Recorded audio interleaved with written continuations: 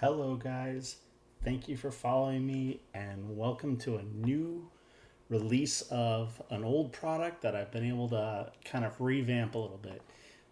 I've gotten a lot of interest in the Coast Guard helicopter. It doesn't have all of the detail that it will soon have with weathering, rivets, and whatnot for texturing. However, if we come back and we take a look, just so we're aware, we do have UV mapped parts all across the board now. So we've made this simpler, easier to work with. There are going to be four separate textures for this model, plus a couple of reflectance and luminance channels that you're going to be able to use now. Even in the Cinema 4D model now, I have gone in and used a single texture to try and make life a little bit easier. What I'd like to do is kind of touch on what the model has.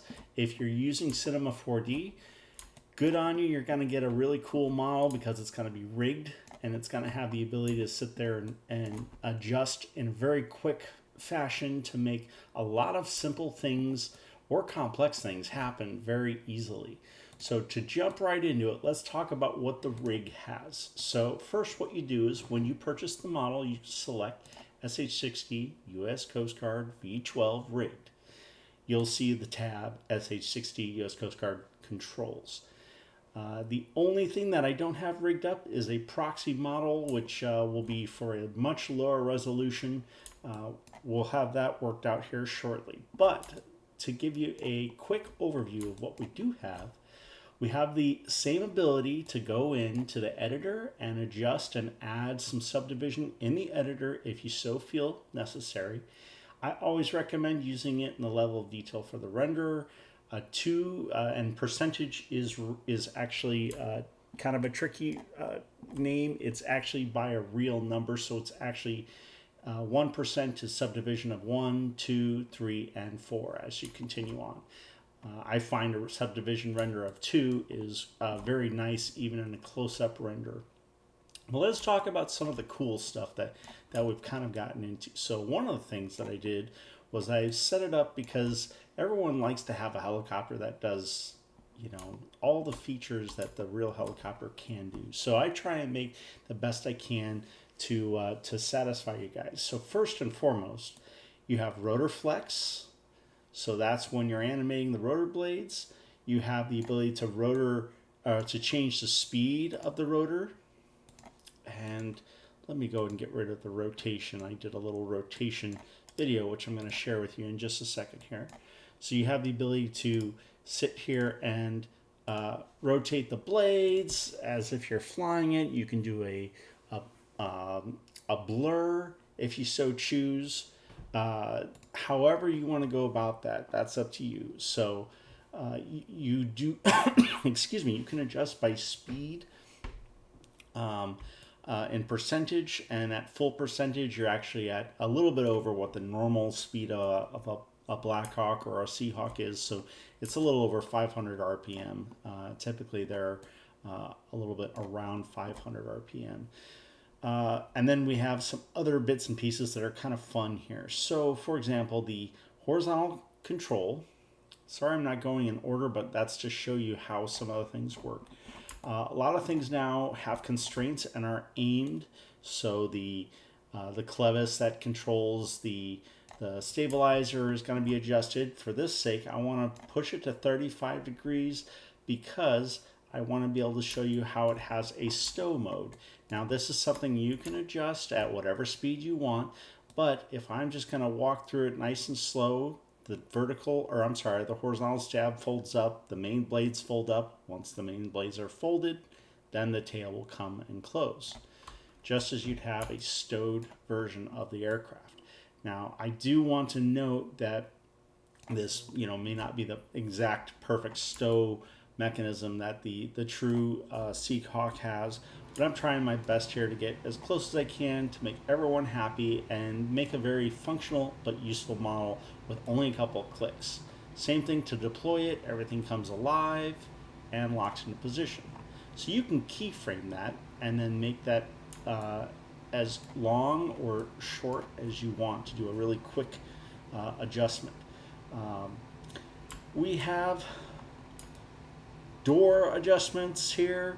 We can open and close the right and left doors. We can open and close the main hatch. These are also done on a couple of different range maps, so the door will actually pop open a little bit before it will slide back. You do have your standard interior that I normally run with this model, except I have included the high res MH60 flight stick, which will also give you a roll capability, a pitch capability, and then you have your rudder pedals that will also adjust. What I haven't included is a collective adjustment. That's a little bit more complex, requires a lot of connectors, requires it to be a simulated setup. So this is a little bit more simple, so you don't have to worry about all that level of complexity. We also have the window wipers, which when you activate, you'll notice they don't move until the timeline gets going, and the wipers will flow. I have set them up so that the wipers are actually trying to maintain a semi-vertical stance, and as you can see, you have some constraints in here as well that are mapped so that you can have a real accurate to form wiper functionality, and then you just click it to shut it off. Okay, and then of course one of the bigger details are the lights. So this is where things get a little fun, a little bit complicated, so to speak. There is a lot going on with the lights, but there aren't too many features. I've adjusted so we have a strobe for the main collision lights on the left and right side. You have your nav lights. You have a strobe on the belly and your beacon on the tail. Now, just to show you real fast, let's go ahead and bring up the picture viewer, and this is the end result that you'll get when you render it out. And as you can see, the aircraft is I have the blades rotating at a slow speed. I'm not running any kind of physical rendering here, so you're just going to get what you get here as a view. So this is no global illumination, just the standard renderer, and a subdivision of 2 on the aircraft. And you're seeing that it's rendering out about 1 to 2 seconds a frame, and that's at 1270 by 720. So if I play it, as you can see, you have all the lights coming on. I'm going to go ahead and hide that for the moment.